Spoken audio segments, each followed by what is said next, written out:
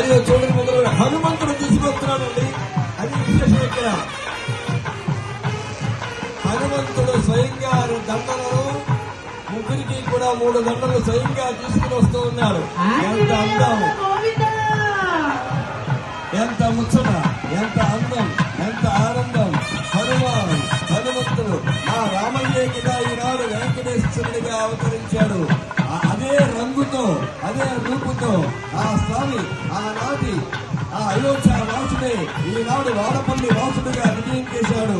వారికి నేను స్వయంగా దండలు పట్టుకొచ్చిద్దామని ఇదిగో ముగ్గురికి 3 దండలు సమర్పించాడు స్వామి. అందరూ కూడా గట్టిగా చెప్పండి, ఆంజనేయ వరద గోవిందా. సమస్యగా ఉందండి, చాలా బాగుంది.